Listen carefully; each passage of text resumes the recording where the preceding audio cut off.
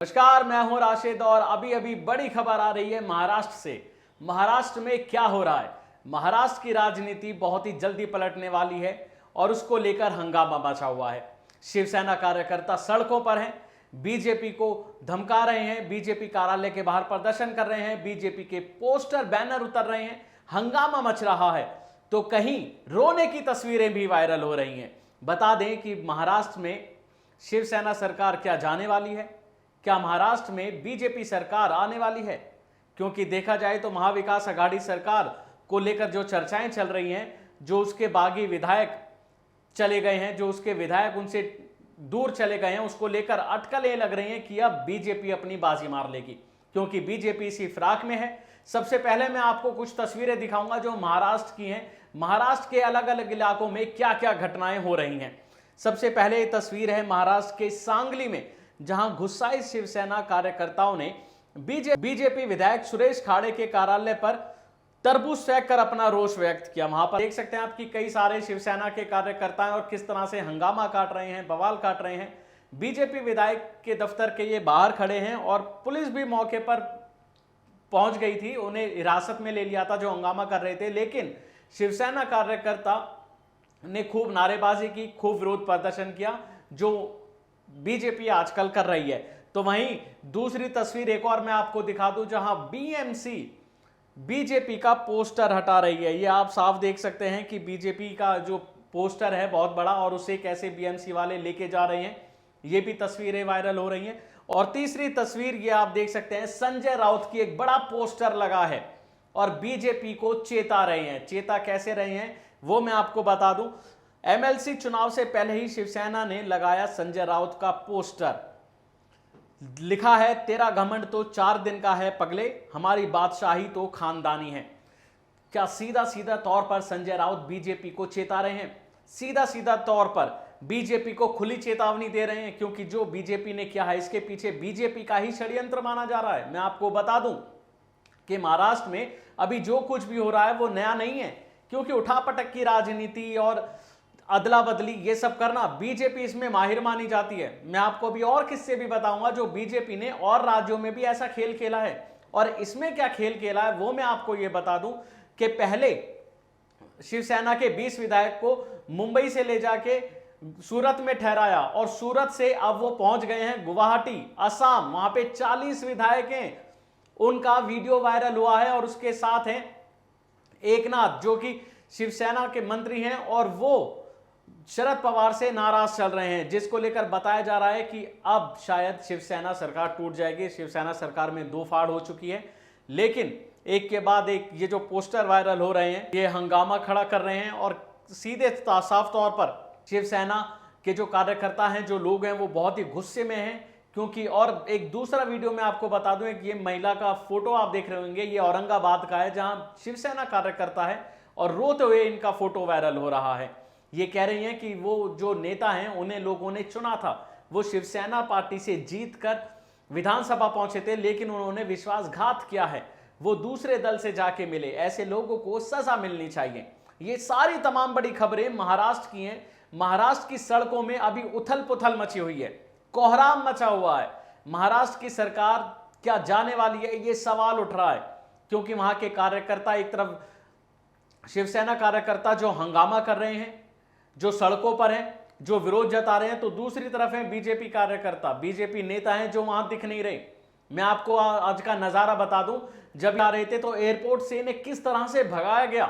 ये तस्वीरें आप देख सकते हैं कि कैसे मतलब कैमरे से छुपा के इन्हें ले जाया गया, तुरंत बैग उठाकर इन्हें भगाया गया, जल्दी जल्दी एयरपोर्ट से इन्हें निकाला गया।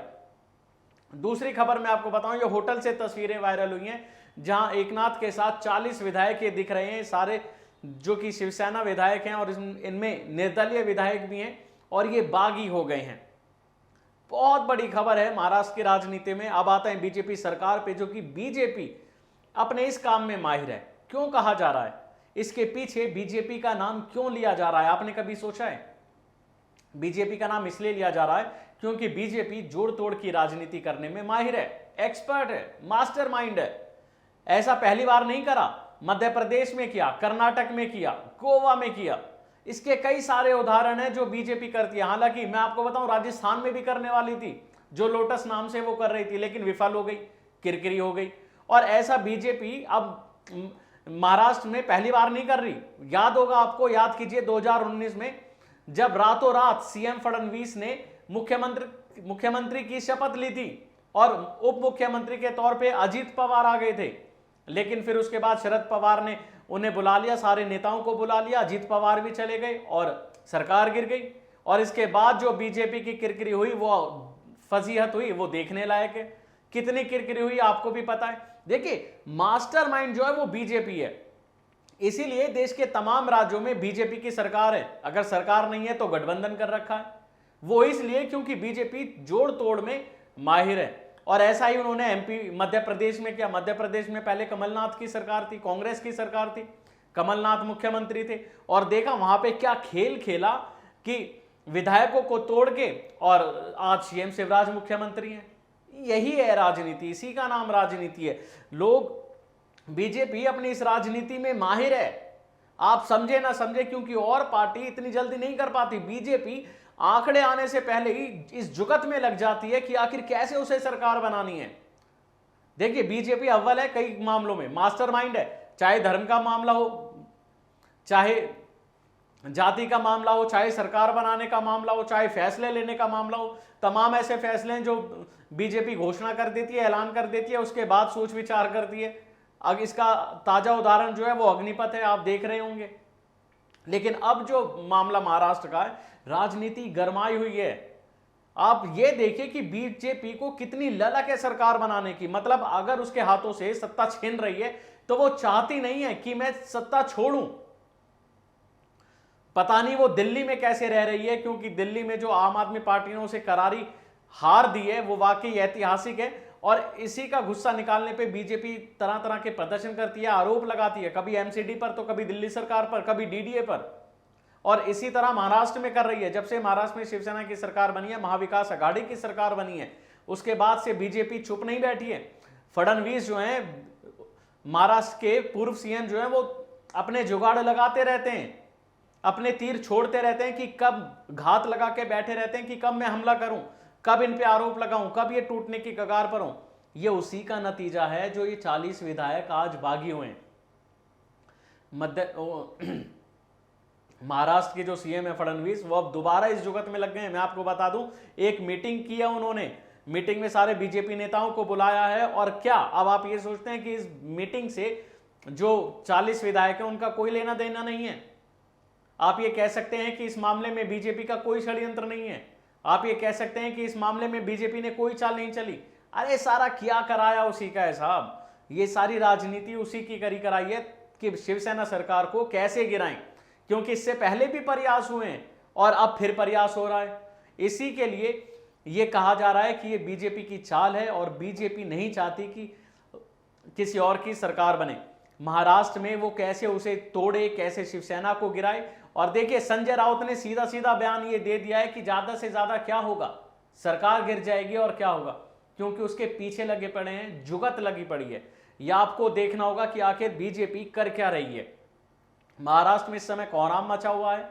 कोहराम इसलिए क्योंकि राजनीति में बवंडर है, राजनीति अपनी चरम सीमा पर है और कुछ ही मिनटों में या फिर कल में, शाम को या फिर कल सुबह तक कोई बड़ा ऐलान हो सकता है। सीएम जो है वो विधानसभा भंग का भी ऐलान कर सकते हैं, विधानसभा भंग भी हो सकती है, या फिर कोई और ऐलान कर सकते हैं, क्योंकि बड़ी खबर महाराष्ट्र से कभी भी किसी भी वक्त आ सकती है, क्योंकि वहां राजनीति अब भूचाल आया पड़ा है, बवंडर आया हुआ है। और अब देखना होगा क्या सरकार गिर जाएगी, या फिर जो एकनाथ अपने साथ बागी नेताओं को लेके गए हैं वो कह रहे हैं कि मैं शिवसेना का साथ नहीं छोड़ूंगा, क्या वो वापस शिवसेना में आ जाएंगे? सारी बात देखने वाली होगी। क्या वो जाके फडणवीस से मिलेंगे, बीजेपी की सरकार बनेगी, शिवसेना की सरकार गिरेगी, या फिर ऐसा कुछ नहीं होगा, बात सुलझ जाएगी, संजय राउत बात मना लेंगे और फिर से दोबारा से उद्धव सरकार मुख्यमंत्री होंगे?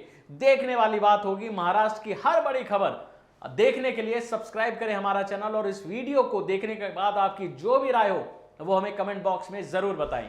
शुक्रिया। नेशनल दस्तक की आपसे गुजारिश है कि अगर इसको बचाना चाहते हैं तो नेशनल दस्तक को सब्सक्राइब करने के लिए रेड कलर के सब्सक्राइब बटन को दबाएं, फिर बेल आइकन की घंटी दबाएं। नेशनल दस्तक को बचाने के लिए बहुत जरूरी है कि हर खबर को शेयर करें, लाइक करें, कमेंट जरूर करें।